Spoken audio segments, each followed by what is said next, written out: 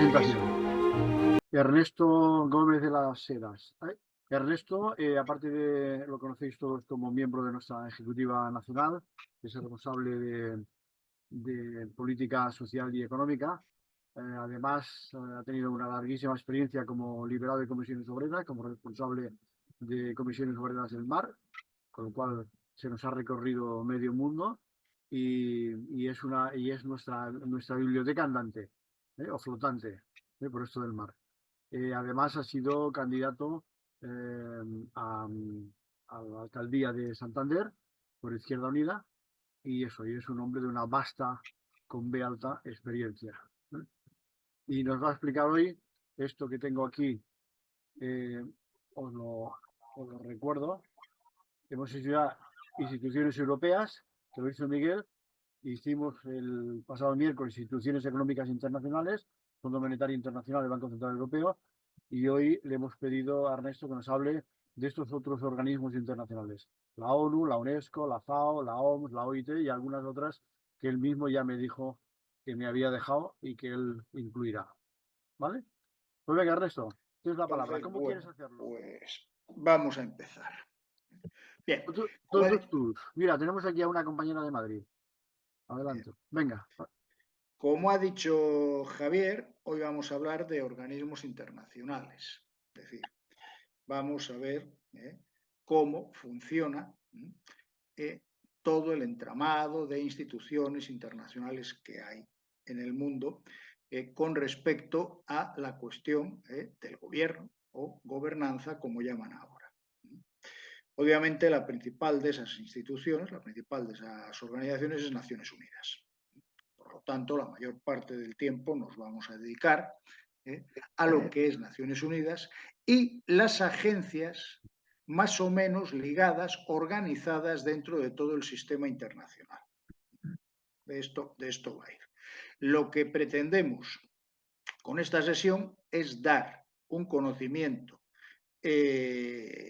somero, por el tiempo, el que quiera profundizar puede profundizar porque los elementos existen, de cómo funcionan estas organizaciones, de cuál es su relación con el acontecer político internacional y de la importancia de la estructura de estas organizaciones dentro de algo que tiene que ver con todo el derecho internacional público.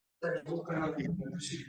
Naciones Unidas tiene unos antecedentes clarísimos, pero Naciones Unidas tiene unos antecedentes occidentales. Hoy se discute sobre lo que es el eurocentrismo o lo que no debería ser, pero lo cierto y verdad es que las estructuras políticas internacionales que no proceden de Europa nunca pretendieron crear un sistema como tal sistema vertebrado.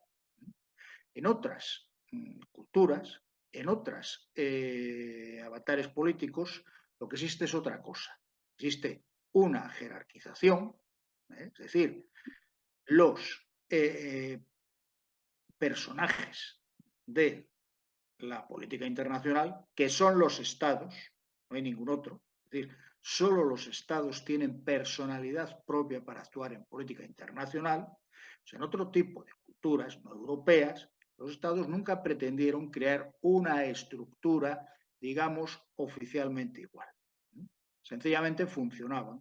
Funcionaban de manera con relaciones bilaterales o funcionaban con relaciones de sometimiento a lo que era un centro jerárquico de algún estado en el cual los otros más o menos se reconocían, sin ser vasallos, pero reconocían su importancia o ellos se la daban. Este último caso es el de la cultura china. Bien, en Europa esto no existe. Europa llega un momento en que esto cambia. He dicho que no existe, pero sí existió. Existieron relaciones bilaterales desde siempre. Desde la existencia de los primeros estados que funcionan, las primeras comunidades políticas organizadas que funcionan en Europa, hay obviamente relaciones bilaterales. Pero esas relaciones bilaterales no tienen un sistema, ni tampoco tienen una estructura que las acoja. La primera estructura que existe en Europa es la cristiandad. La cristiandad no es Europa, es otra cosa. Cristiandad es un sistema más parecido a este jerarquizado, en el cual hay peleas en la cima de él, y los estados siguen funcionando con relaciones entre ellos, relaciones bilaterales, y hay una especie de centro, pero que nunca tiene un poder real. Tiene en todo caso un reconocimiento protocolario, bien sea el imperio o el papado. A principios del siglo XVI, la cristiandad, que ya había atravesado una crisis importantísima, sencillamente empieza a desaparecer. Empieza a desaparecer y lo que se crea es un concepto nuevo. Ese concepto es un concepto que nace con el resultado de una guerra, de una serie de guerras, pero que confluyen en una definitiva, en una guerra muy cruenta, la guerra de los 30 años, cuyo escenario geográfico es Alemania, pero que implica, políticamente implica muchísimo más que Alemania. No es casualidad que sea en ese momento, es decir, a fines del siglo XVI, principios del siglo XVII, cuando se está creando por primera vez lo que se va a llamar el derecho internacional público, que es diferente a lo que tradicionalmente había sido el derecho de gentes, que existía desde la antigüedad y que tenía más que ver con el derecho internacional privado que con el público. Es entonces, repito, a fines del siglo XVI, a principios del siglo XVII, cuando comienza esto, y esto nace realmente con los tratados de Westfalia. Los tratados de Westfalia, que son los tratados con los cuales finaliza oficialmente, aunque siguió dando coletazos en algunos puntos, pero con los cuales finaliza oficialmente la Guerra de los 30 años, son los tratados que reconocen por primera vez un sistema de relaciones internacionales entre iguales. Los estados europeos, sea cual sea su tamaño, se reconocen como estados y como tales estados intervienen en los tratados y a partir de entonces intervendrán en la política internacional. El hecho de que se reconozcan como iguales no significa que políticamente sean iguales, por supuesto. Eso sencillamente es para unos efectos. Pero esto tiene una influencia en lo que va a suceder después. Empiezan a existir siempre en Europa, lógicamente esto empieza tiempo después, empezará a extenderse a otros sitios por una razón muy simple, porque como Europa empieza a controlar el mundo, pues lógicamente lo que pasa en Europa empieza a exportarse a otros lugares del mundo e empieza a dominar las estructuras que existían en otros lugares. En Europa, a partir de ese momento, al existir un sistema ya estructurado de relaciones internacionales, con estados que tienen toda la personalidad y que se la reconocen a sí mismos, pues empiezan a aparecer algunos proyectos, digamos, de crear, de que reforzar esa estructura de tal manera que no haya guerras. Ejemplo clásico, siempre a recordar en este caso, es el librito este que escribió Immanuel Kant, La paz perpetua, trata de eso, y que por supuesto no tuvo gran efecto, sobre todo porque fue publicado en un momento en el cual todo el sistema de relaciones internacionales estaba sometido a una presión política tremenda, como resultado y efecto de lo que había pasado en Francia a partir de 1789. Eso lanza un periodo de guerras de 25 años en Europa que efectivamente hacen que no sea el mejor momento para eso. Pero eso no significa que el sistema que había nacido no se siga reforzando, porque lo cierto es que ese periodo de guerras acaba también con un cónclave diplomático importantísimo, el Congreso de Viena, en el cual todos los estados, una vez reconocidos oficialmente iguales, tratan de volver a establecer un sistema en el cual todos ellos puedan intervenir. Repito que no hay que olvidar que el hecho de que oficialmente sean iguales no significa que lo sean, significa que lo sean porque, entre otras cosas, aunque el Congreso de Viena da como resultado unos tratados y unos pactos que van a subsistir durante unos años y un sistema de estados que se va a mantener bastante en equilibrio durante unos años, no todo lo que se hizo en Viena se hacía diplomáticamente. Hay que recordar que en un momento determinado el zar Alejandro I dijo que antes la guerra otra vez que renunciar a todo lo que ocupo. Él tenía en aquel momento en Europa más tropas que nadie y eso efectivamente le autorizaba a decir esto. Y de hecho esto se notó en los pactos. Pero oficialmente es un sistema de relaciones en el cual todos son iguales.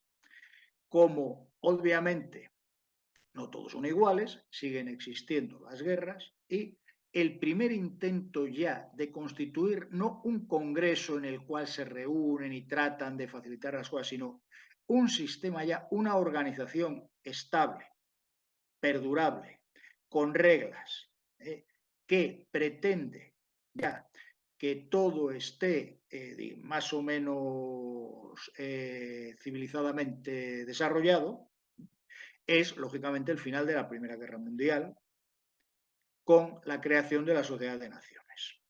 Sociedad de Naciones, que es el primer instrumento dedicado a que perdure el sistema, crear una institución ya mundial.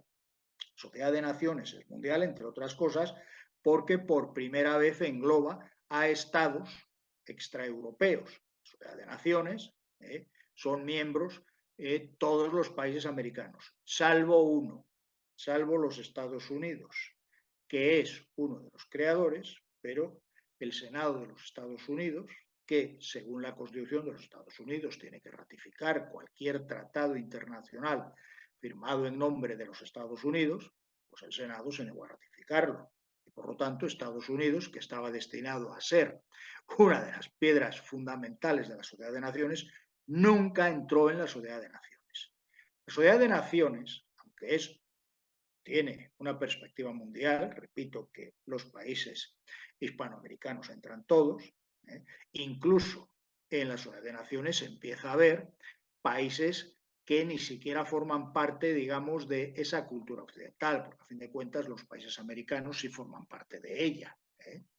Ya forman parte de la Sociedad de Naciones estados que no tienen absolutamente nada que ver, que no han tenido hasta la modernidad ninguna relación con Europa. Por ejemplo, Etiopía, el único estado africano que siempre fue independiente y siempre fue reconocido como estado, excepto un lapso de 5 años que vino después.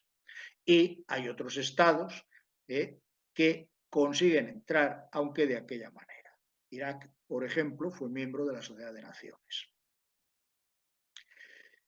La Sociedad de Naciones no hay que tampoco blanquearla, porque lo cierto y verdad es que la Sociedad de Naciones, aunque pretende eso, también es una institución que es creada por los vencedores de una guerra. Y esto se nota en el funcionamiento y en los propios reglamentos internos de la sociedad. La importancia fundamental siempre la tienen el Reino Unido y la República Francesa, siempre. Y no hay que olvidar que, por ejemplo, Alemania no consigue entrar en la Sociedad de Naciones hasta 1926. Alemania había sido la potencia derrotada en esa guerra, de la cual nace la Sociedad de Naciones, y no pudo formar parte desde el inicio. Fue admitida a posteriori. Es cierto que la Sociedad de Naciones también intenta, en un momento determinado, integrar a otros. Y en 1934, la Unión Soviética también entró a formar parte de la Sociedad de Naciones. Duró muy poco dentro de la Sociedad de Naciones, la Unión Soviética, porque, así como, por ejemplo, Alemania decidió unilateralmente salirse de la Sociedad de Naciones, la Alemania hitleriana se salió, la Unión Soviética fue expulsada, fue ignominiosamente expulsada de la Sociedad de Naciones a raíz de la guerra ruso-finlandesa del invierno 39-40. A raíz de esa guerra, la Unión Soviética fue expulsada de la Sociedad de Naciones. No es que esto le importara mucho porque la Unión Soviética había entrado en la Sociedad de Naciones en 1934, en un momento en que ya todo el sistema internacional estaba empezando a estar en peligro, habían sucedido ya los acontecimientos de Manchuria y de las concesiones de Shanghái, Japón había sido acusada por la Sociedad de Naciones, en fin. Era un momento en el cual el peligro de guerra ascendía. No olvidemos que Japón es limítrofe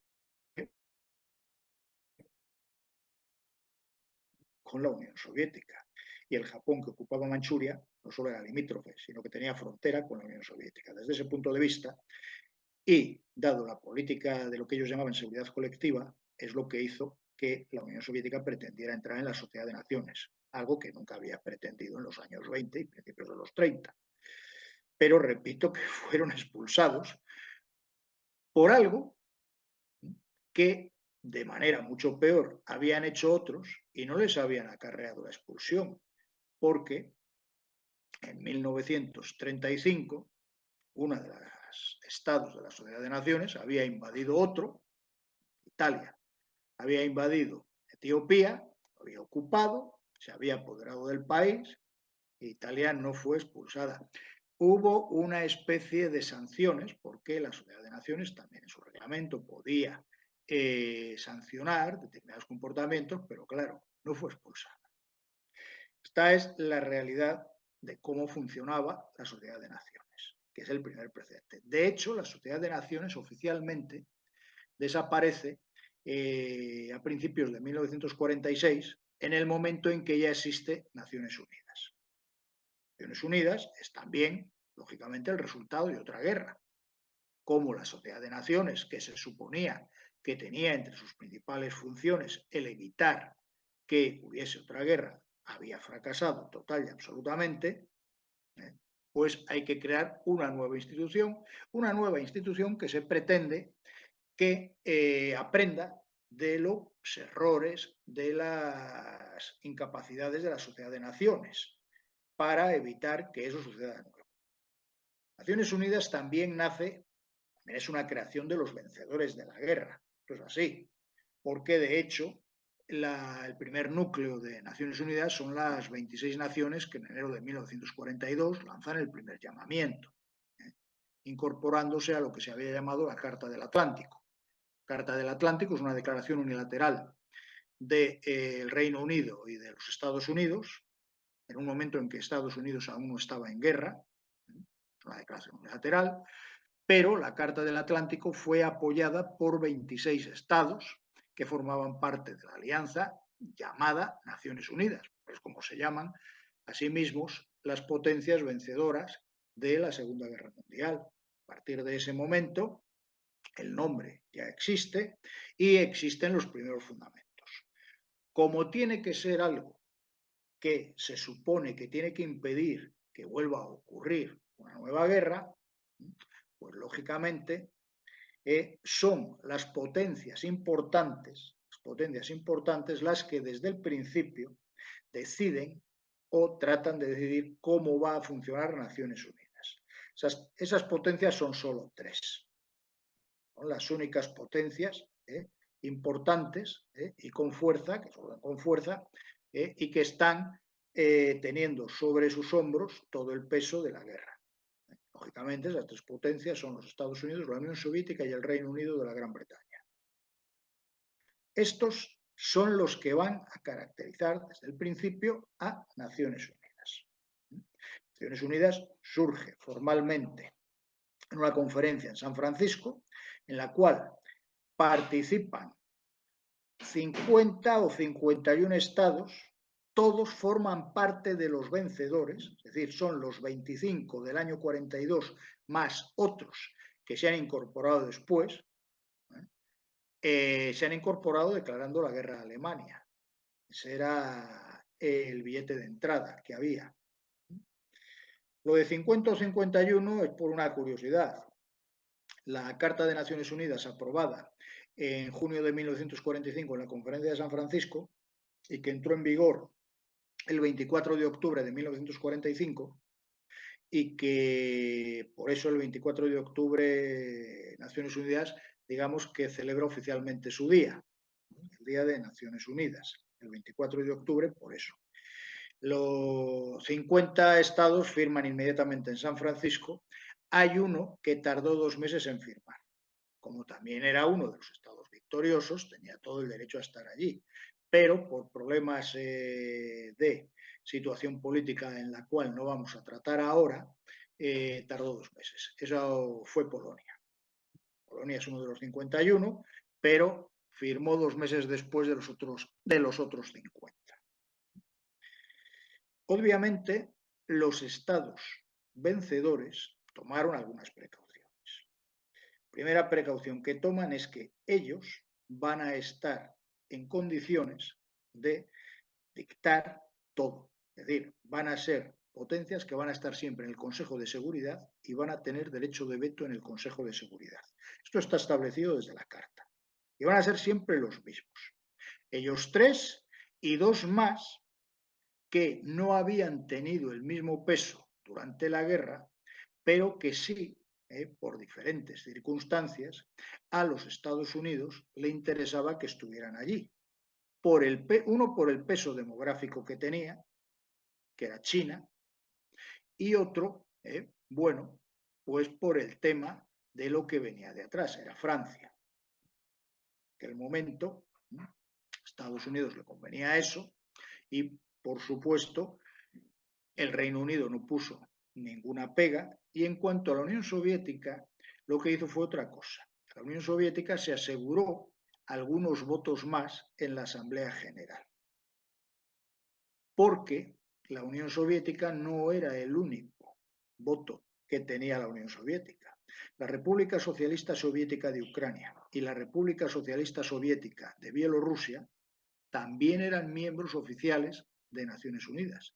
Tenían voto en la Asamblea General, en una Asamblea General en la cual solo entonces había, repito, 51 estados, y por supuesto podían ser elegidos para estar en el Consejo de Seguridad. No de manera fija y permanente, como los 5, pero en cualquier momento podían ser elegidos. Este era el plan. Lo que sucedió, todos sabemos cómo fue. Toda la coalición antifascista que había derrotado a Alemania y a Japón se rompió ya en el propio año 45, ya empiezan a romperlo algunos, pero ya a partir de 1947 es evidente que eso está total y absolutamente roto. Todas las cumbres entre las grandes potencias, como se llamaban entonces, empiezan a fracasar. No consiguen absolutamente, se están reuniendo, pero no consiguen absolutamente ningún resultado. La última conferencia en la cumbre que tiene algún resultado y que no acaba sin ningún resultado es la conferencia de Potsdam, pero la conferencia de Potsdam acabó en julio de 1945. A partir de ese momento, los Estados Unidos siguen otra política y la Unión Soviética sencillamente se queda al pairo. No puede controlar Naciones Unidas, no puede controlar nada. Ellos habían apostado a que formarían parte de un trío de potencias que iba a gobernar el mundo de manera que, como les gustaba al poder soviético, en plan, nosotros no nos metemos en vuestro territorio, vosotros no nos metéis en el nuestro. Esto ya, repito, desde 1947 es evidente, es total y absolutamente evidente que ha fracasado. La intervención de los Estados Unidos en la guerra civil griega es clarísima, ya a partir de 1947. Intervienen lisa y llanamente porque el Reino Unido no tiene capacidad militar para seguir interviniendo en la guerra civil griega. De hecho, empieza, aunque hay una fase en la cual se paraliza, pero empieza el 3 de diciembre de 1944, cuando las tropas británicas que acaban de desembarcar en Atenas disparan contra una manifestación de 500.000 de griegos, que lo que está reclamando es que no se le ocurra volver al rey una vez más a Grecia, porque Grecia tenía un gobierno en el exilio en Alejandría, no en Londres, que no se le ocurra volver. Lo que están reclamando es lisa y llanamente que la resistencia, en Grecia sí que hubo resistencia antifascista durante la guerra, hubo resistencia de verdad, no lo que enseñan en las películas los franceses. Hubo una resistencia de verdad. Claro, esa resistencia había estado dirigida por el Partido Comunista Griego. Por eso, pues en diciembre de 1944 pasó lo que pasó en Atenas, y a partir de entonces, aunque hay los intentos durante 1945, en fin, los británicos son los que están decididos a mantener la monarquía griega en el poder, no pueden, y al final intervienen los norteamericanos. La monarquía griega ganó la guerra civil, porque, entre otras cosas, el Partido Comunista Griego no recibió absolutamente ningún apoyo de Moscú, y llanamente Moscú estaba decidido a mantener lo que he dicho antes. Nosotros en nuestra finca hacemos lo que nos da la gana, vosotros en la vuestra también. Y Grecia, desde Yalta, estaba claro que estaba en la otra parte de la finca, pertenecía a otros la finca. Por eso no recibieron ninguna ayuda y perdieron. Apenas hubo un poco de ayuda de los yugoslavos, pero muy poco. Los Estados Unidos ganaron. Pero eso hace quebrar total y absolutamente el sistema, el plan que tenía Naciones Unidas. A partir de ahí, Naciones Unidas funciona, pero por supuesto es incapaz de controlar todas las relaciones políticas y todo el sistema mundial. Las guerras van a seguir existiendo. Naciones Unidas existe, tiene un funcionamiento claro. Naciones Unidas no solamente se basa en la Carta. Yo creo que es interesante conocer un poco la Carta. La Carta de Naciones Unidas tiene un preámbulo y 111 artículos, divididos en 19 capítulos.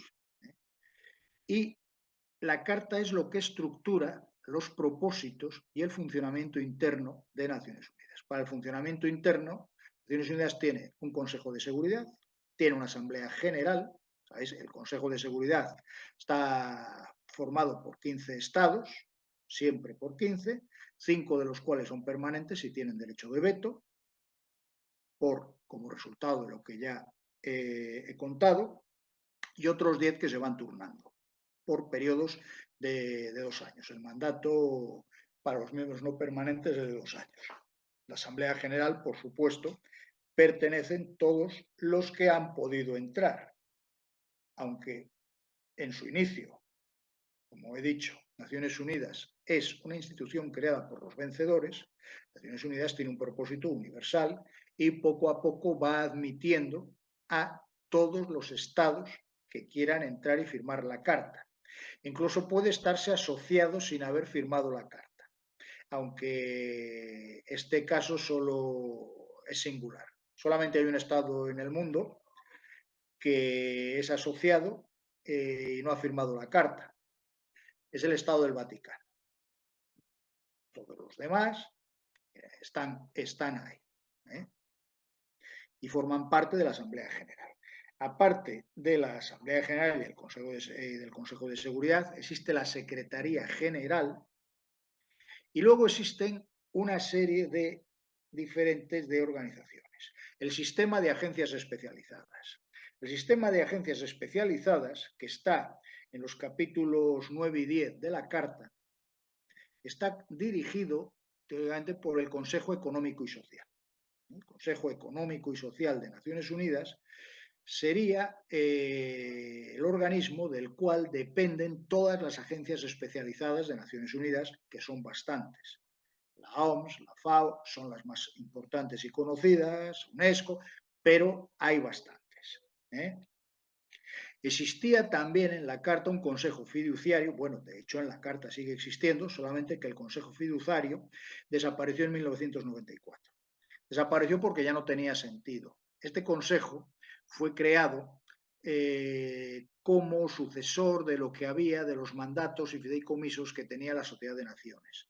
Es decir, estados que todavía no eran estados independientes, pero que se suponía que iban a serlo, protegidos por algún otro país, en fin. A partir de 1994 esto desaparece porque no queda absolutamente ninguno en esta situación. No hay ningún territorio que dependa oficialmente de Naciones Unidas, aunque realmente dependa de otros por encargo de Naciones Unidas. Ya no existe. Seguramente el último fue Namibia, porque aunque estaba controlado militarmente por la República Sudafricana del Apartheid, lo cierto es que Namibia procedía de un antiguo fideicomiso del África del Sudoeste alemana, ¿eh? Y por lo tanto oficialmente dependía de Naciones Unidas.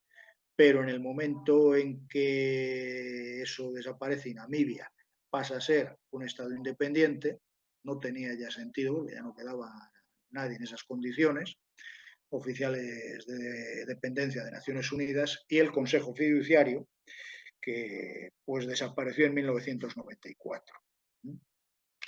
Hay también los capítulos que hablan de cómo reformar la Carta, ¿eh? Y también de cómo se puede llegar a ser miembro. Esto era importante al principio, luego como cualquiera pudo ser miembro, en principio repito que tenía importancia. No sé si todo el mundo recuerda que cuando en diciembre de 1955 España entra como miembro de Naciones Unidas, esto formó parte de un acuerdo tomado al más alto nivel político entre quienes mandaban de verdad, las grandes potencias. Y en diciembre de 1955, a la vez que España, entraron otros países, cada uno patrocinado por alguna gran potencia. Entraron unos cuantos países en diciembre de 1955, algunos estaban patrocinados por la Unión Soviética y otros por Estados Unidos. Os dejo a vosotros adivinar quién patrocinaba la membresía de España. Pero fue un acuerdo político, porque de hecho, repito, en la Carta se contemplan estas cosas, aunque hoy ya no tengan sentido, porque todos los estados del mundo son miembros de Naciones Unidas, repito, con la peculiaridad del Vaticano. Ningún estado ha sido jamás expulsado de Naciones Unidas, como lo fue la Unión Soviética de la Sociedad de Naciones. Aunque hay que recordar que hay estados que no pueden votar en Naciones Unidas. No se les permite votar en la Asamblea General porque no están al corriente de los pagos. Por ejemplo, en este momento Venezuela no puede votar en Naciones Unidas porque no está al corriente de pagos. Porque claro, para ser miembro de Naciones Unidas tienes que pagar. Hay otras peculiaridades en Naciones Unidas, como el hecho de que el Estado en cuyo territorio está Naciones Unidas residenciado tiene algunas obligaciones que no siempre cumple de la manera en que está obligado a cumplir. La Sociedad de Naciones tenía su sede en Suiza, en Ginebra, por una razón fundamental, porque Suiza era un Estado que había sido declarado neutral desde 1815 y siempre lo había sido. Siempre lo había sido. Entonces, teóricamente no había ningún problema y podía acoger a una sociedad internacional. Los Estados Unidos no es un país neutral ni lo ha sido jamás. De todos modos, tiene la obligación de mantener dentro de los Estados Unidos, con todos los derechos correspondientes, a las representaciones oficiales, embajadas de los miembros de Naciones Unidas ante Naciones Unidas. Aunque los Estados Unidos no reconozcan a esos estados ni tengan relaciones diplomáticas con ellos. Y además tienen la obligación de permitir que entren en los Estados Unidos para ir a Naciones Unidas los representantes de sus países, incluso para hablar en Naciones Unidas. Por eso hay un famosísimo, importantísimo discurso de Fidel Castro en Naciones Unidas, que llegó allí sencillamente debido a esos acuerdos que obligan a Estados Unidos a dar un visado, pese a cuál sea la situación que tiene en su momento. Naciones Unidas, aparte de todo su sistema de agencias, tiene un sistema burocrático muy complicado. Tiene comités, comisiones. Las comisiones normalmente no. Esto viene a ser lo mismo. Cuando los elevan de categoría, lo llaman consejos. Naciones Unidas tenía un comité de derechos humanos, ya no lo tiene. Desde hace, creo, 18 años se llama Consejo de Derechos Humanos. Pero esto no es una agencia especializada. Igual que los relatores, igual que determinadas cosas que hace Naciones Unidas en un momento determinado, si es que consiguen ponerse de acuerdo. Por ejemplo, hay dentro del sistema de tribunales internacionales, el Consejo de Seguridad puede establecer algún tribunal ad hoc, y de hecho ha establecido dos en la historia de Naciones Unidas. Estableció un tribunal penal ad hoc para Ruanda y otro para la antigua Yugoslavia. Esto lo hizo el Consejo de Seguridad, basándose en lo que dice la Carta, basándose en lo que dicen los capítulos 5, 6 y 7, que son los que hablan y regulan el Consejo de Seguridad. Estos son tribunales ad hoc, son solo para eso, es decir, con un fin puntual, limitado y concreto. No tienen que ver con otro sistema de tribunales internacionales. No tienen nada que ver con eso. Los estableció puntual y temporalmente el Consejo de Seguridad en base a sus atribuciones. Las misiones militares de Naciones Unidas, lo que se llama cascos azules, también dependen del Consejo de Seguridad. La Carta de Naciones Unidas incluso establece la posibilidad de que Naciones Unidas tenga su propio Estado Mayor militar. Está establecido en el artículo 47 de la Carta. No lo ha tenido nunca. Nunca jamás. Y parece muy difícil que en la situación actual llegue a tenerlo algún día. Pero el artículo 47 de la Carta establece que se podría tener. Naciones Unidas lo que ha hecho es encargar, también a través del Consejo de Seguridad, porque solo es el Consejo de Seguridad quien puede hacer esto, encargar misiones militares.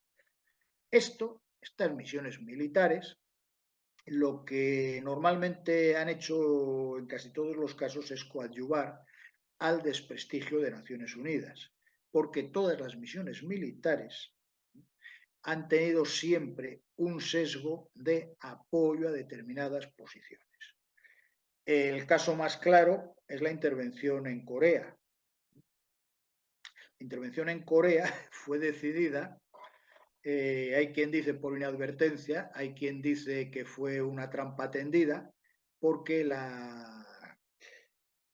el mandar tropas a Corea, básicamente norteamericanas, aunque no únicamente, también las hubo de otros países, a combatir contra contra el ejército de la República Popular Democrática de Corea y luego contra los voluntarios chinos, la decisión se tomó en ausencia de la Unión Soviética, que nunca lo vetó, porque no estaba presente.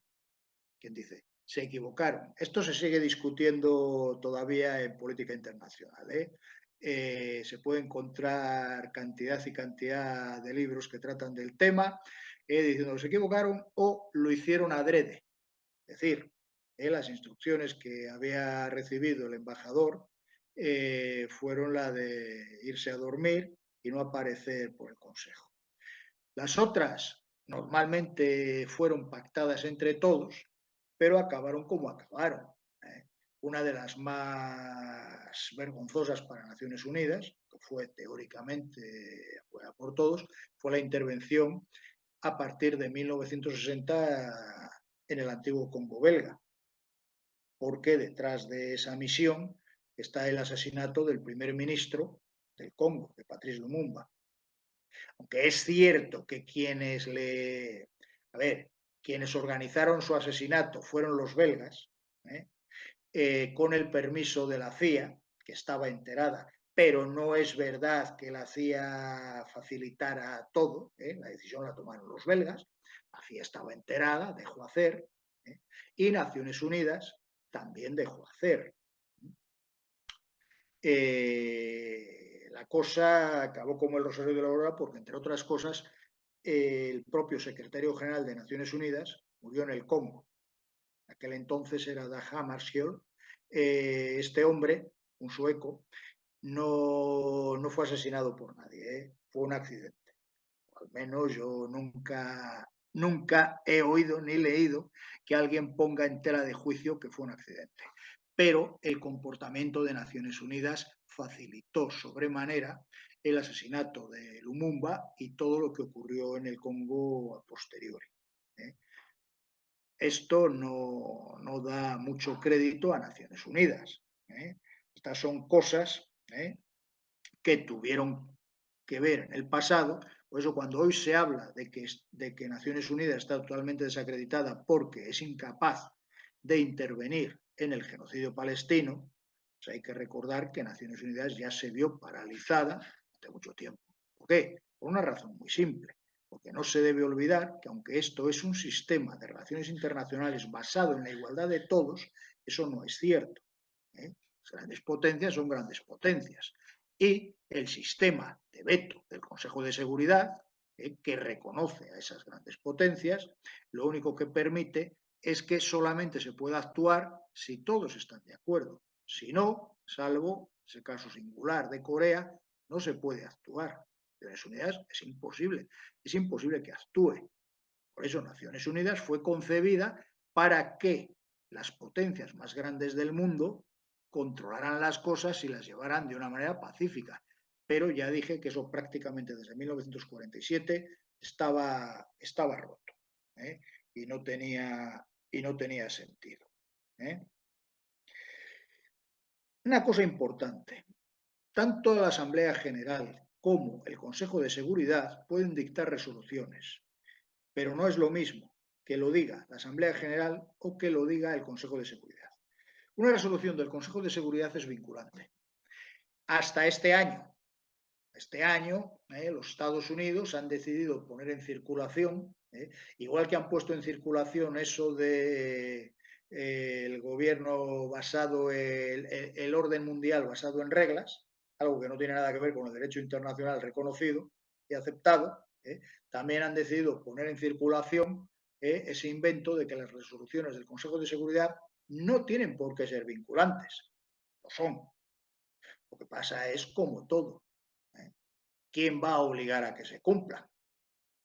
Si los Estados Unidos no quieren que se cumplan, claro.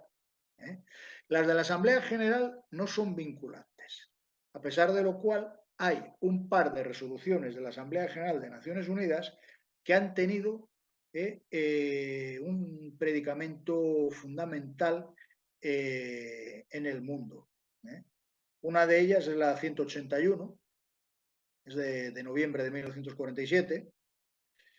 La resolución 181 de la Asamblea General de Naciones Unidas, que no es vinculante, repito, es la que decide partir Palestina y dedicar el 60% del territorio, luego fue el 78 y es el 100, pero la partición es el 60% del territorio al 15% de la población, incluido el desierto de Nakab, en el cual en aquel entonces no había sionistas. Pero esta resolución se llevó a efecto y se sigue llevando a efecto, pero por la fuerza. Porque, o sea, hay otra resolución de la Asamblea General también muy importante, que es la 1514. La 1514 es una resolución de diciembre de 1960 y es muy conocida porque es la resolución que habla del derecho de autodeterminación de los pueblos. Pero lo que dice la resolución 1514 no tiene absolutamente nada que ver con lo que muchos hacen correr por ahí sobre derecho de autodeterminación de los pueblos. No tiene absolutamente nada que ver. La resolución 1514 no es por ejemplo, no es aplicable en ningún país de Europa. Eso lo primero. Ni fue concebida para eso, ni habla de eso. Pero es una resolución que tiene mucho que ver con la descolonización africana, que tiene absolutamente todo que ver con eso, y fue dictada para eso, y por eso la resolución 1514, que es una resolución de la Asamblea General, no del Consejo, pues ha llegado a funcionar. En cuanto al tema, vamos a hablar ahora un poco de las agencias especializadas. El sistema de agencias especializadas de Naciones Unidas, que repito, formalmente están vinculadas al Consejo Económico y Social, lo que se llama habitualmente ECOSOC, son agencias, algunas de las cuales son anteriores a la propia existencia de Naciones Unidas. De hecho, hay una agencia Internacional, la Unión Postal Universal, que fue creada en 1874. Las agencias especializadas son eso, no son órganos directamente políticos, sino que son órganos dirigidos a la gestión de asuntos importantes. En 1874, como esto ya era importante y necesario, se creó la Unión Postal Universal. La Unión Postal Universal forma parte del sistema de Naciones Unidas hoy en día, pero repito, es bastante más antigua, porque tiene 150 años de vida, la Unión Postal Universal. La propia OIT también es más antigua que Naciones Unidas. La Oficina Internacional del Trabajo, u Organización Internacional del Trabajo, que es como se llama ahora, pero el nombre originario era Oficina, nació en 1919, nació ligada a la Sociedad de Naciones, fue creada por la Sociedad de Naciones, la OIT, que se ocupa, digamos, de las relaciones laborales desde el punto de vista mundial, y de hecho en la OIT están en las conferencias de la OIT que se celebran anualmente para regular determinados temas, se funciona de manera tripartita. Hay delegación gubernamental, hay delegación patronal, hay delegación sindical. Por eso, aunque España siempre desde el principio formó parte de la OIT, desde 1919, el franquismo siempre tuvo problemas, pero tuvo problemas porque, claro, ¿qué representación patronal y qué representación sindical enviaba? Cuando los sindicatos franquistas eran sindicatos verticales en los cuales oficialmente había empresarios y trabajadores en pie de igualdad. Esto siempre dio margen a determinadas cosas y protestas y problemas en la intervención dentro de la OIT. La OIT originalmente fue creada lisa y llanamente por una cuestión muy simple, porque 2 años antes había habido una revolución socialista y en el propio año 1919 estaba habiendo otras revoluciones socialistas que no llegaron a consolidarse, pero que alguna duró hasta 3 meses, por ejemplo en Hungría, y esto hacía necesario, para quienes habían ganado la Primera Guerra Mundial, establecer un sistema oficial de reconocimiento del derecho del trabajo y estas cosas. Es cierto que la OIT, por ejemplo, hizo una cosa importante. Con el establecimiento de la OIT vino al mundo la jornada de 8 horas.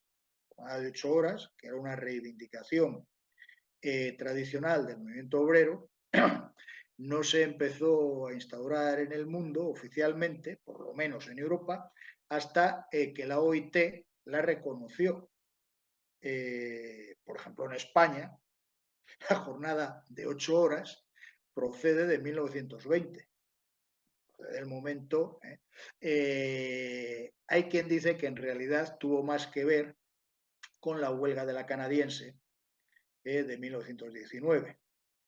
Pero lo cierto y verdad es que todo iba unido. Igual que la OIT trata de regular el derecho laboral por lo que ha pasado y lo que está pasando, y por el crecimiento del movimiento obrero y su alcance político que amenaza con dar al traste con muchos estados, de la misma manera en España también, aprovechando que el Pisuerga pasaba por Valladolid y que la OIT había establecido esto, y que en España, es cierto, en 1919 había habido un proceso de huelgas muy importante, y en el campo, por ejemplo, en el campo andaluz, en ese momento, se está viviendo lo que luego la historiografía llamará el trienio bolchevique, pues también en España, un gobierno ultraconservador, el gobierno de Eduardo Dato, decidió primero montar un Ministerio del Trabajo, que nunca había existido en España, igual que en otros países del mundo tampoco había existido,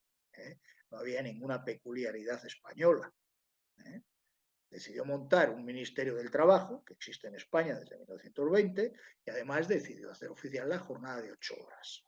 El gobierno de Eduardo Dato.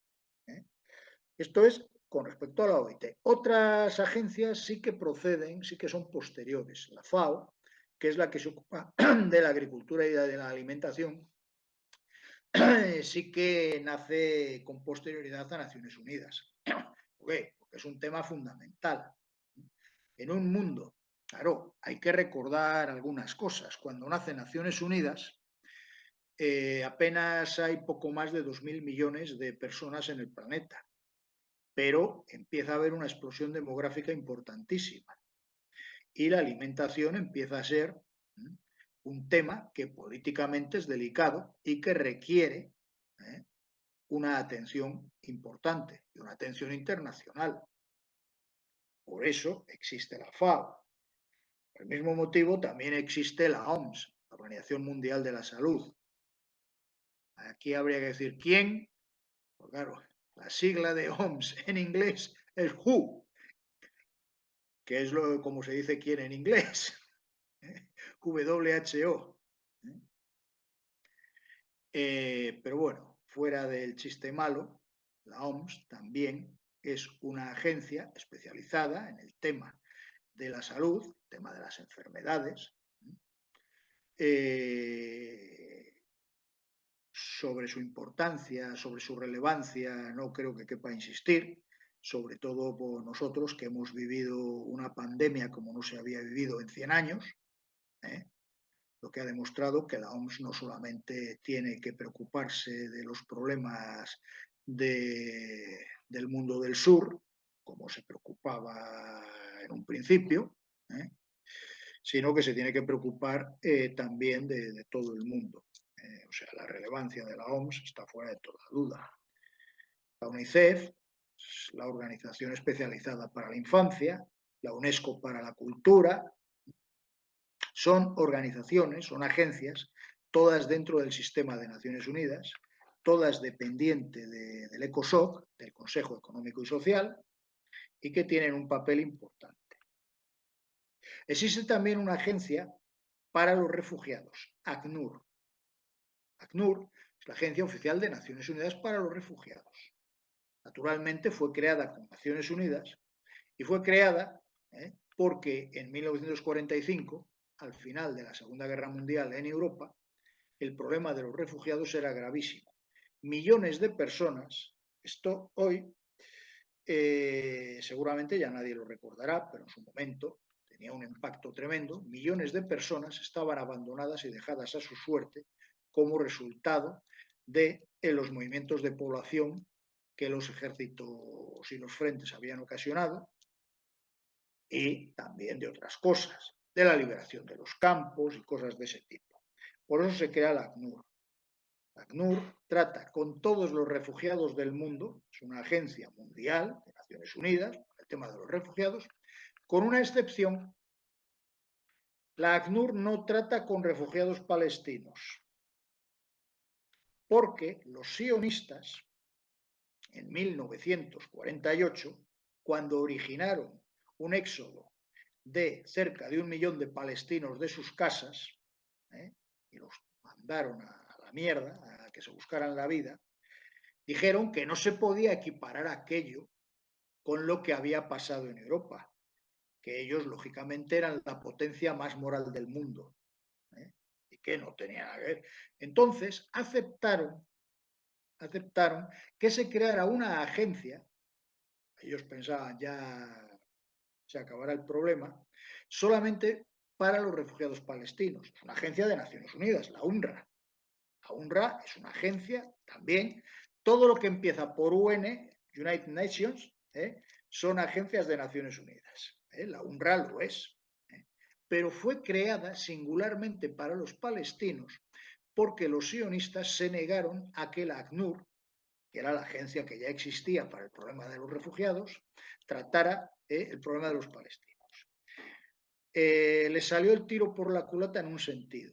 Por eso pasa lo que pasa ahora con la UNRWA y por eso están asesinando a todos los de la UNRWA que pillan en Gaza y Cisjordania, están asaltando sus oficinas, bombardeándolas, por una razón, porque el mandato de la UNRWA dice que puedes seguir siendo refugiado, no solo tú, sino tus hijos, tus nietos, tus bisnietos, tus tataranietos, tus retataranietos y lo que venga después. Esto es un recordatorio permanente de que los refugiados que fueron arrojados de Haifa, de Tel Aviv, de todos estos sitios, tienen derecho a volver, porque lo dice también una resolución. Esta no se aplica, porque como también es de la Asamblea General, la 194. La resolución 194 de la Asamblea General, que tampoco se aplica, porque no interesa a los que mandan que se aplique, dice esto. Y la UNRWA es el recordatorio permanente de este derecho. Que no solamente los refugiados de ahora, sino los refugiados de 1948, sus descendientes, son considerados refugiados, tienen derecho a recibir la ayuda de la UNRWA y tienen derecho a volver. Esto es derecho positivo. Y por eso existe este odio feroz hacia la UNRWA. UNRWA que, repito, no existiría si ellos no hubieran insistido en 1948 en que, por supuesto, como ellos eran tan morales, que era eso de poner a los palestinos dentro de ACNUR. Esta es la situación. Repito que todas estas cosas no son de ahora. Naciones Unidas, vuelvo otra vez al inicio, desde que el plan de que quienes habían dirigido la coalición antifascista, los tres grandes, los que se habían reunido en Teherán y en Yalta y en Potsdam, sigan manejando todo, esto quiebra ya definitivamente en 1947, desde ese momento, es crédito, la coordinación, en fin, ya está claro que no puede cumplir sus propósitos. A pesar de esto, yo creo, ya para ir acabando, que hay que decir que la obra de Naciones Unidas sí tiene importancia, porque la existencia del derecho internacional público es importante. Aunque los poderosos siempre se cisquen en él, esto ha sido siempre, Por eso he contado antes lo que en el Congreso de Viena dijo el zar Alejandro I. No son cosas de ahora, son cosas de ahora en absoluto. Ahora sencillamente es más peligroso porque ahora hay armas nucleares y el zar Alejandro I, aunque tenía el ejército más poderoso y ocupaba media Europa con su ejército, pues evidentemente no podía destruir a la especie humana. Esto es verdad.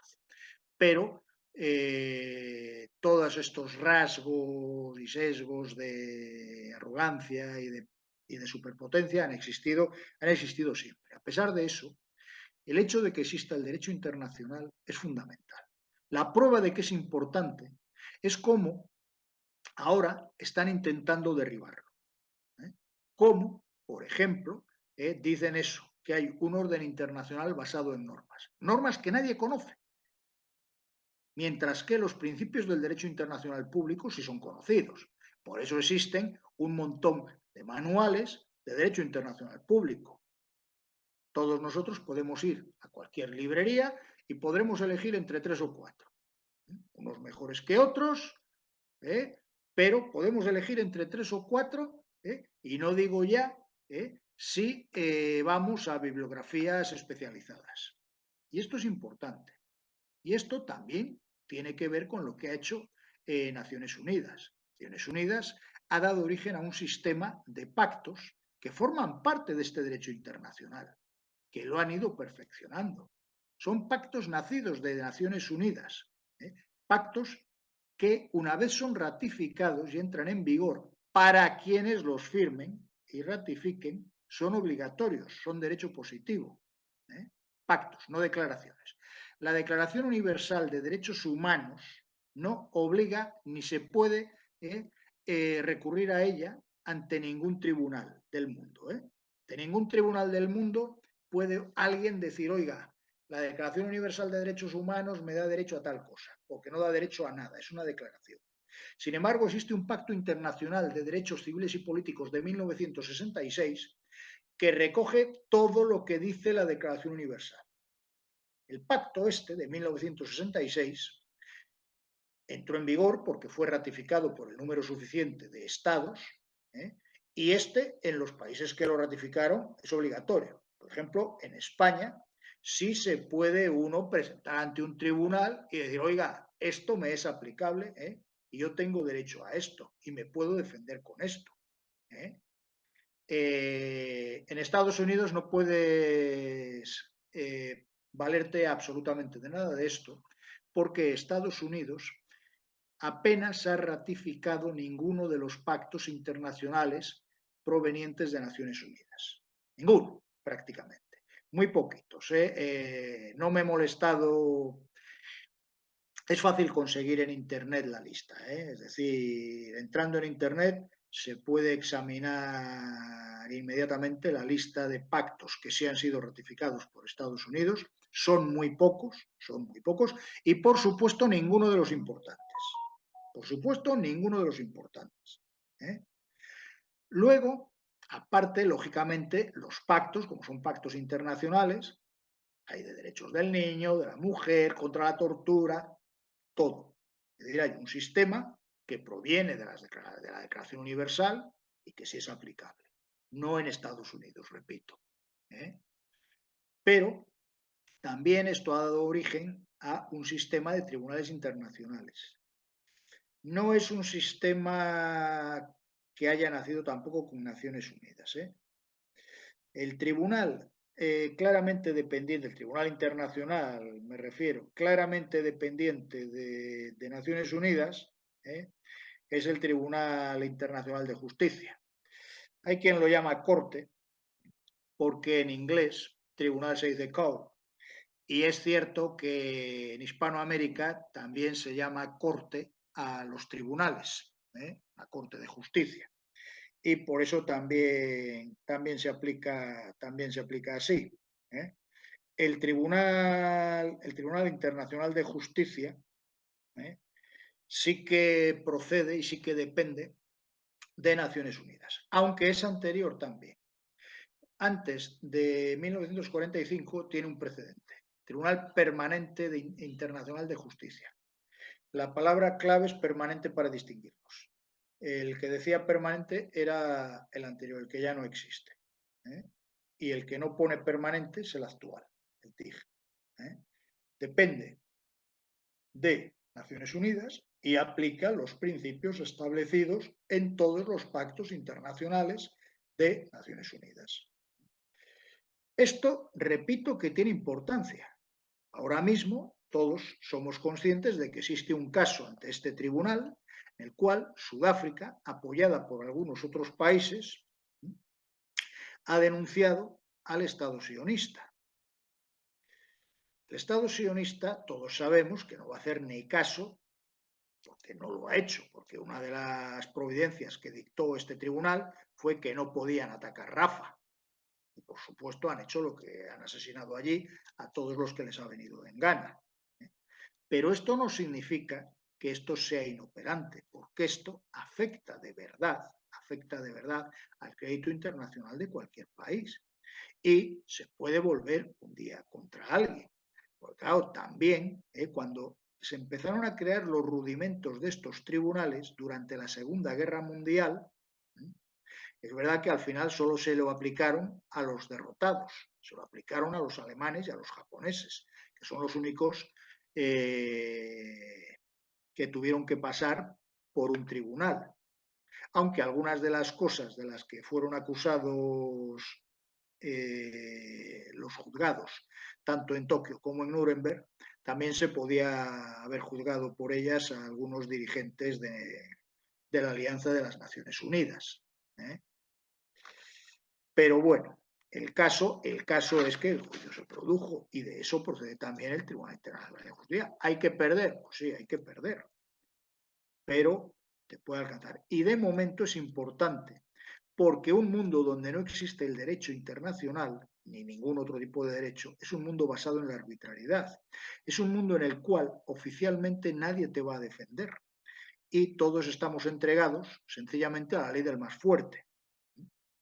El hecho de que por lo menos tengan que pasar por la hipocresía de reconocer algo, aunque ahora pretendan desvalorizarlo, da mal ejemplo. Da mal ejemplo porque, entre otras cosas, no solo lo hacen los poderosos. Hay también otro pacto, el convenio de Viena de 1961, que dice que las embajadas son extraterritoriales. Lo que quiere decir que el gobierno de Ecuador, cuando asaltó la embajada mexicana en Quito, estaba cometiendo una grave infracción contra el derecho internacional. Esto se hace por el mal ejemplo, evidentemente, porque Ecuador no es ninguna potencia, tampoco México. Pero sí que esto tiene consecuencias. De hecho, existe un caso abierto. Es decir, estas cosas, aunque sean sencillamente porque dictan el ejemplo que se debería seguir, son importantes. La arbitrariedad siempre es antidemocrática. Siempre, siempre, siempre. Lo democrático es siempre que existan unas reglas y que nos atengamos a ellas y que estas reglas sean lo más justas posibles. En ese sentido, no se puede desvalorizar en absoluto todo lo que han hecho Naciones Unidas. Es cierto que ahora vivimos en unos momentos especialmente peligrosos, como siempre que se ha vivido en la antesala de alguna guerra, como fueron los momentos previos a la Segunda Guerra Mundial, en los cuales, repito, ya existía un sistema de relaciones internacionales reglado y una institución, la Sociedad de Naciones, que no hizo absolutamente nada serio contra Italia por la invasión de Etiopía y luego expulsó a la Unión Soviética. Esto es así siempre que estamos en un momento de peligro como este. Hay otros tribunales que reciben el mismo ataque que el Tribunal Internacional de Justicia. El Tribunal Penal Internacional no es lo mismo. El Tribunal Penal Internacional no procede desde los orígenes de Naciones Unidas. Procede de un acuerdo. De un acuerdo, de un convenio internacional de una serie de países que decidieron montar un Tribunal Penal Internacional permanente. Es decir, y que tenía jurisdicción sobre, teóricamente, todo el mundo, no sobre hechos puntuales, como esos tribunales a los que me había referido hace ya un rato, que fueron creados por el Consejo de Seguridad para el caso de la antigua Yugoslavia y para Ruanda. El Tribunal Penal Internacional no tiene limitación territorial, salvo una, los países que no firmaron el acuerdo y que por lo tanto no forman parte del Tribunal Penal Internacional. A nadie le sorprenderá ya a estas alturas enterarse de que, por supuesto, Estados Unidos no es parte de ese tratado, no forma parte del Tribunal Penal Internacional, lo que significa que entonces está al margen de eso. Son ellos quienes han llegado a decir esa barbaridad de, oiga, pero si el Tribunal Penal Internacional lo establecimos para juzgar a moros y negros de África y a matones como Putin. Esto es lo que han dicho, esto es oficial, no me lo estoy inventando. A pesar de eso, y a pesar de que el Tribunal Penal Internacional sí que ha tenido un sesgo malo, y sí que ha procurado sobre todo tratar de meterse, pues eso, con negros y moros, salvo el caso de Putin, tiene lanzada una orden contra él. Lo cierto y verdad es que también es mejor que exista. Lo que hace falta es que si está padeciendo este sesgo eurocentrista y de todo y de poder, lo que hace falta es hacer desaparecer ese sesgo, no hacer desaparecer el Tribunal Penal Internacional, porque el hecho de que los poderosos del mundo sientan el riesgo de que pueden verse ante un tribunal penal quiere decir que van a recibir penas reales, pues no es moco de pavo. Y con esto quería acabar, conociendo la importancia de estas cosas. Y ahora, pues bueno, a vuestra disposición por si queréis alguna cosa más. Micro. Abrimos turno de palabras y la primera es Juan Antonio. Dos preguntas. Una, en la Carta de Naciones Unidas, es posible que has dicho que hay mecanismos de cambio, de modificación. ¿Es posible llegar a cambiar el derecho a veto? Una pregunta. Y la otra es si las Naciones Unidas ya llevan aproximadamente 80 años, digamos, de relativo o de bastante fracaso, ¿existe alguna perspectiva o bien de mejora de las propias Naciones Unidas, o bien de una alternativa completamente distinta a ella? Casi son 3 preguntas, pero bueno, ya está. Bueno, a ver, sobre la modificación de lo del derecho al veto. Sí, teóricamente podría, siempre y cuando estuviesen de acuerdo los que tienen derecho de veto. Todos. La carta, repito, sí que admite, pero modificar la carta es muy complicado. ¿Por qué? Porque ya dije que Naciones Unidas fue montada sobre la base de que tenía que ser dirigida, tenía que ser el instrumento con el cual quienes habían ganado la Segunda Guerra Mundial seguirían dirigiendo el mundo para que no volviera a suceder algo así. Entonces, lógicamente, se tiene que producir ese acuerdo. Si no, no va a ser modificada la carta. De hecho, por eso no ha sido modificada nunca. La carta no ha sido modificada nunca. Y los acuerdos que se han tomado, ya dije antes que para meter nuevos miembros tenían que producirse acuerdos de partes y cosas así. Yo, de todos modos, eso de, en fin, que Naciones Unidas haya fracasado, pues bueno, para eso tendríamos que entrar en un contrafactual, y los contrafactuales son imposibles, en lógica, que demostrara que sin Naciones Unidas las cosas hubieran ido mejor. Porque a lo mejor, si fuese posible hacer el contrafactual, las cosas hubieran ido mucho peor sin Naciones Unidas.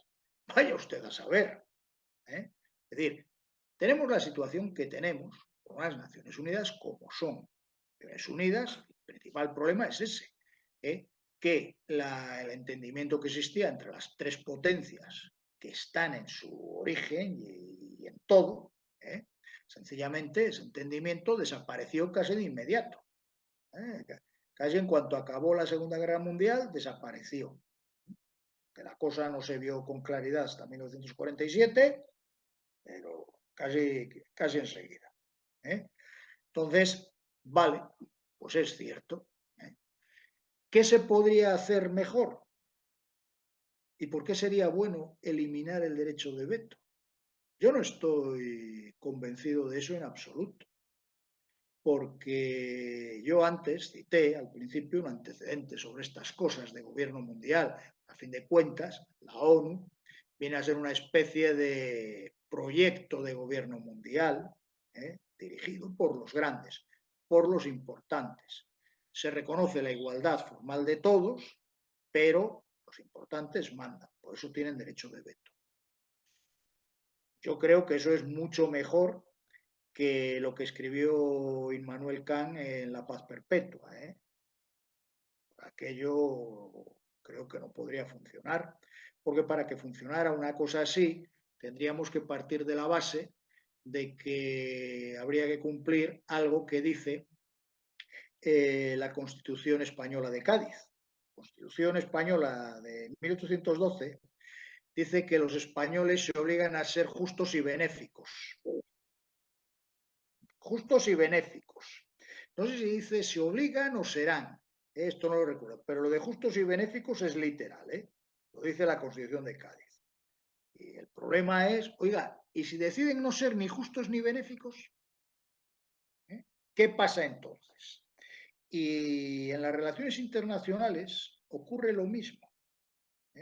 Si no todos son justos y benéficos, todos, porque basta con que uno no lo sea, y ese tenga poder. Claro, por eso no es tan irreal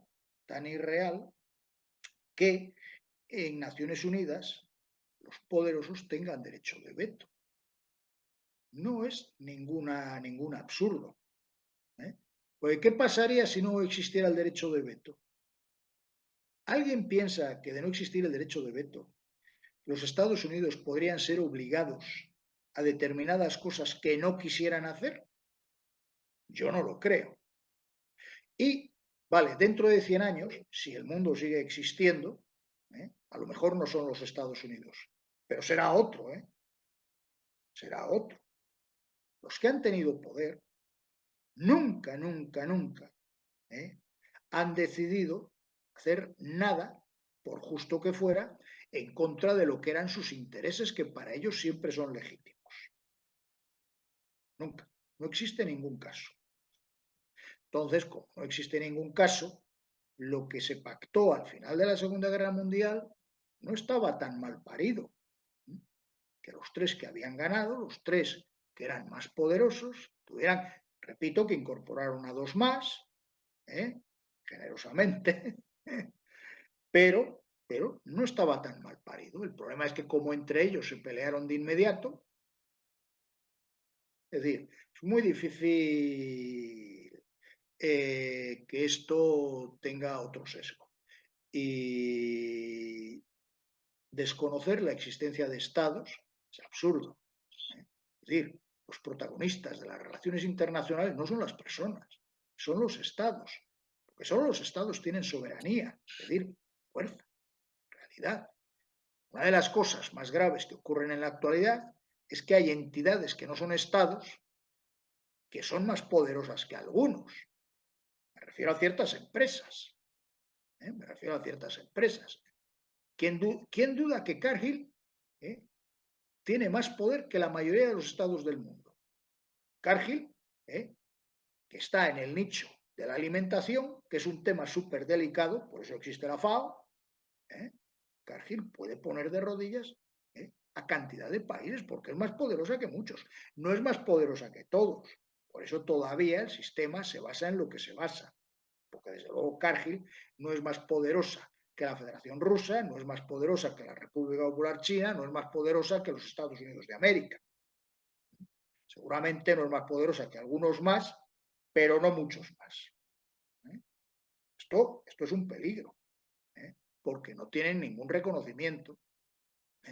Los estados sí. El sistema de estados está ahí. Ahora, desde que existe un sistema de estados, desde que tenemos conocimiento de lo que hacen los estados, que seguramente será desde un poco después de que existieran de verdad, no desde su inicio, sino desde un poco después, es decir, desde hace unos 5.000 años, aunque existir ya existían antes, pues la verdad siempre se han portado igual. Repito, a mí me parece que el sistema más racional es este. Lo que ocurre es que este sistema, si no están de acuerdo, quiebra, como ha quebrado Naciones Unidas. Pero si hubiera que reiniciar el sistema, se tendría que parecer mucho, mucho a Naciones Unidas. Tendría que parecer mucho. Claro. Yo he citado el artículo 47 de la Carta, el que dice que pueden tener un Estado Mayor Militar, Naciones Unidas, que mandaría las tropas de Naciones Unidas, porque los cascos azules nunca han sido mandados desde la Secretaría General ni desde el Consejo de Seguridad. Los cascos azules siempre han recibido órdenes del mando militar de su ejército y por lo tanto han respondido siempre a eso. La Carta dice que si se pusieran de acuerdo, podría haber existido, el artículo 47 lo contempla, podría haber existido un Estado Mayor Militar que diera órdenes a cascos azules. Es decir, la Carta no está tan mal parida.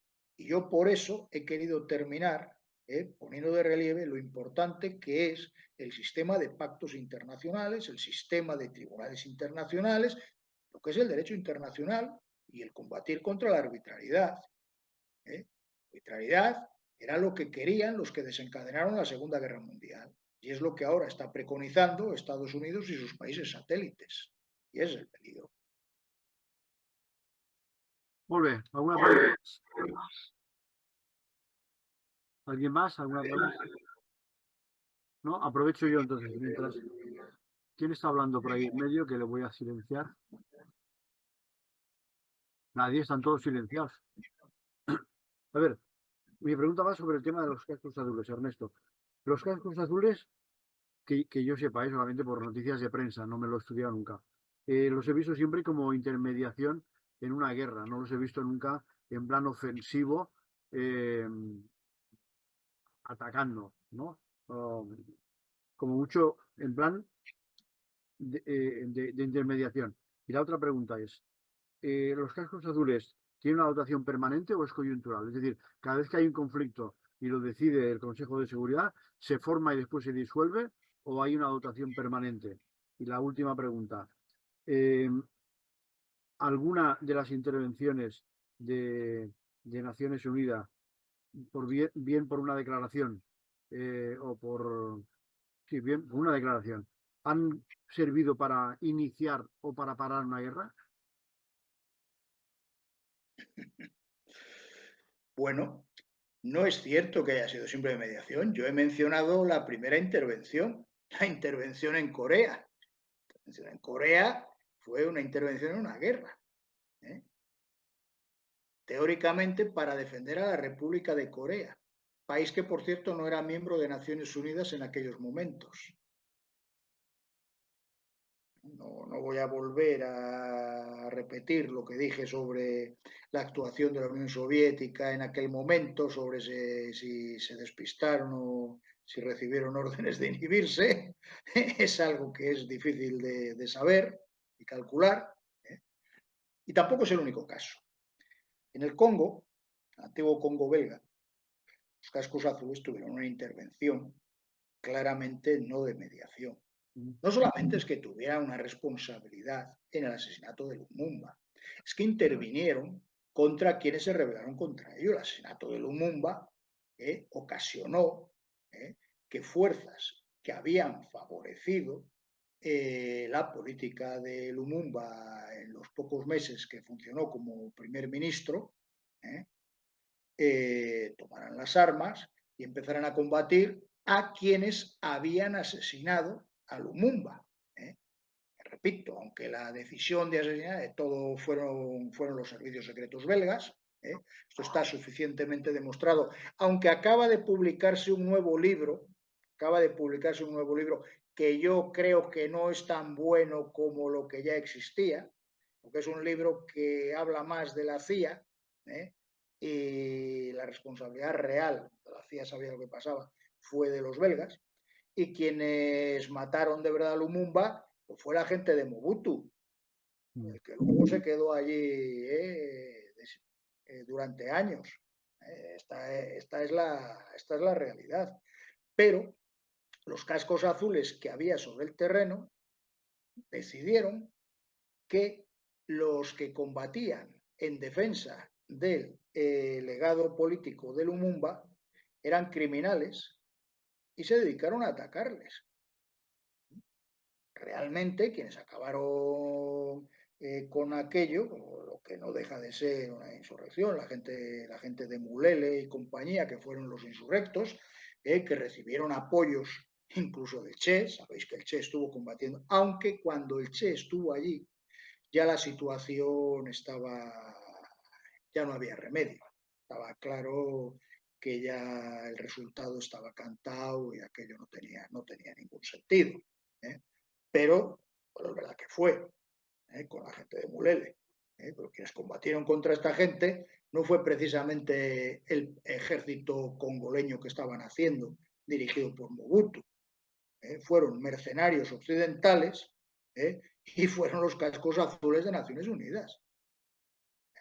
Por eso se desacreditó, por eso también hubo el escándalo que hubo, por eso el secretario general tuvo que ir varias veces, acabó muriendo en el accidente que he dicho antes, Dag Hammarskjöld.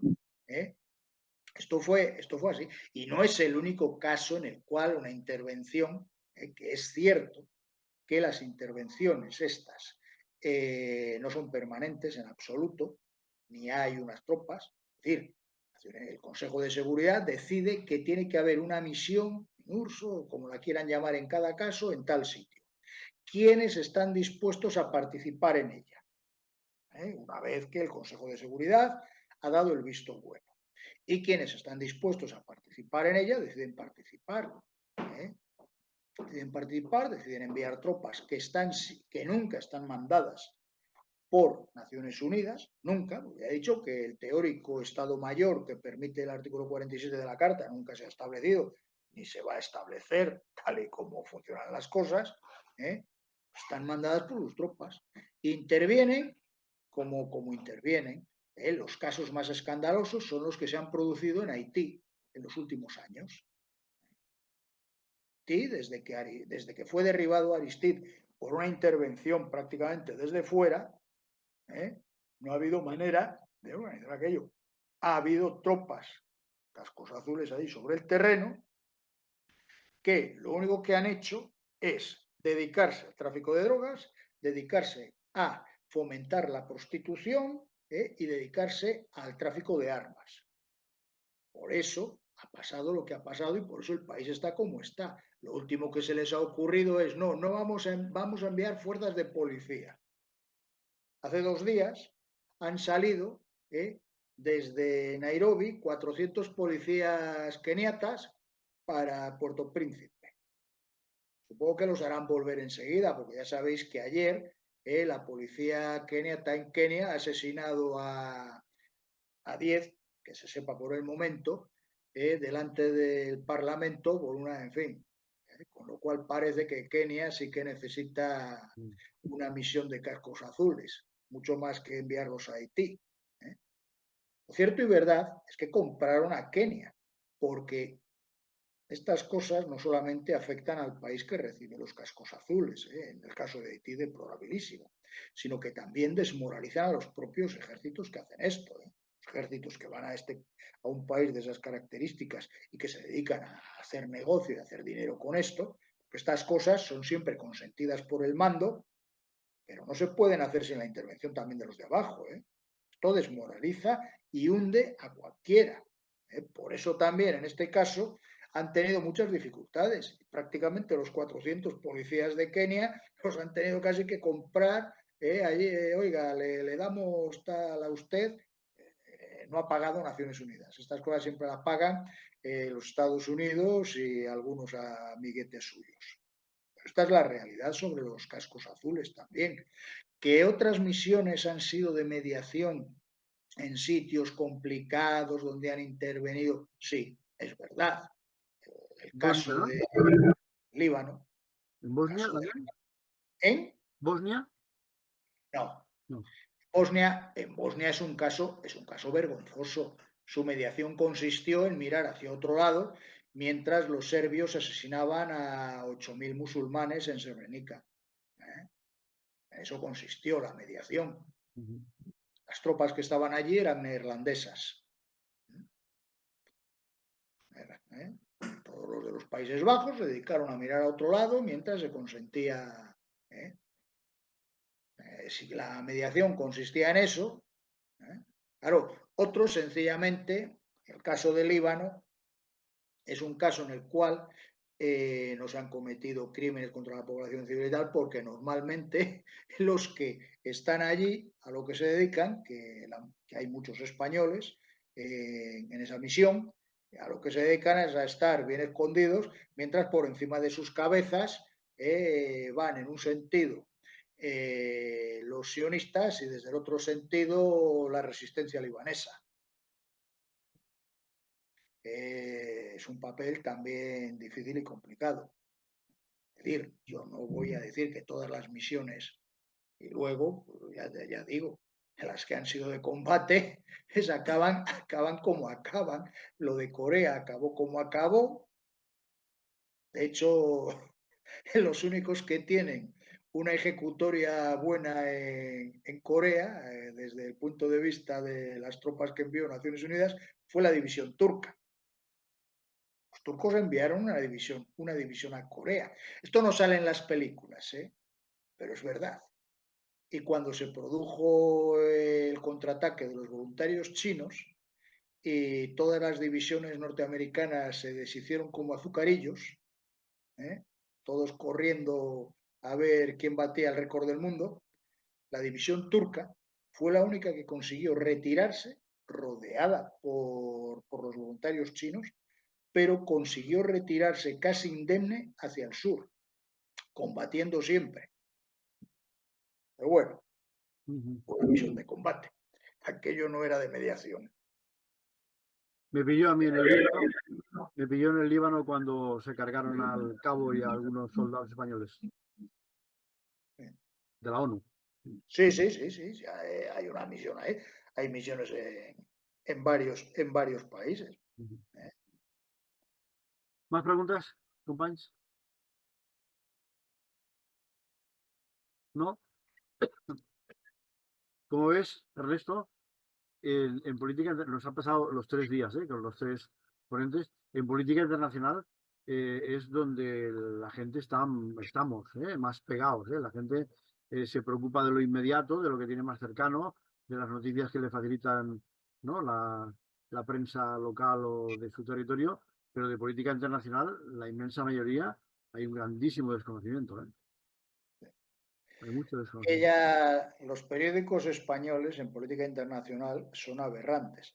No tanto porque repitan como papagayos las mentiras del imperio, como porque ya ni siquiera atienden absolutamente a nada. Ya sabéis, han retirado corresponsales Eso de te iba a todas decir, ya no hay. partes, solo tienen noticias de agencia y ya está. Sí. Hace 60 años era diferente. Hace 60 años las páginas de internacional, yo era lo que primero leía, porque era en la única página donde ocurrían cosas. Claro. Claro, cuando leías los periódicos del movimiento, la única página en la que pasaban cosas era la de internacional. En las de política nacional nunca pasaba nada. Sí. Bueno, inauguraciones, pero ¿qué más da? Inauguraciones, echa una, echas todas. Sí. Yo estoy abonado estoy suscrito al País y mi metodología cada día es primero leo internacional y después leo lo nacional, ¿no? Y lo local casi nunca. Y me acuerdo que antes había un montón de corresponsales prestigiosos y ahora no hay ni uno. Es todo noticia de agencias. Sí, todo. Y además cubren una parte pequeñísima de lo que pasa. Es imposible averiguar quién ha leído algo claro y serio sobre la constitución del nuevo gobierno sudafricano. Los medios de masas y en la televisión. ¿Sabe alguien con quién ha pactado el Congreso Nacional Africano el nuevo gobierno? Que lo ha pactado con la derecha blanca. Con esos lo ha pactado. Sí. Han mentido porque han dicho que es un gobierno nacional de unidad, abierto a todos, pero claro, dado a la situación en el Parlamento sudafricano tras las elecciones, los únicos que tienen importancia en ese gobierno son los del CNA, para seguir manteniendo el tinglao, y los blancos, cuyo único programa es lisa y llanamente más neoliberalismo, claro. Y lo que eso puede producir en uno de los países más desiguales del mundo. De todo esto, ¿hay algo en la televisión, en los medios de comunicación? Nada. Y es un país importante, ¿eh? Estamos hablando del país más importante de África. Yo he leído algo en Sputnik, que es para compensar, aunque tiene todo el sesgo rusófilo, eso, para leer cosas que no lees en otro sitio. Política internacional también lo leo ahí. Y eso, y hay un montón de noticias que no salen en las noticias nacionales. ¿Algo más, chicos? ¿Lo decimos aquí? Bueno, pues le hemos dedicado 1 hora y 3/4. Quedamos en eso. Os recuerdo que mañana mismo, que aprovecharé que tenemos el acto en Barcelona de seguridad y le llevaré los 3 vídeos grabados a José Antonio para que ella pueda ir haciendo la grabación. ¿Vale? Perfecto. Darle las gracias a Ernesto por su sabiduría. Clase magistral. Sí. Clase magistral. Muchas gracias. Vale.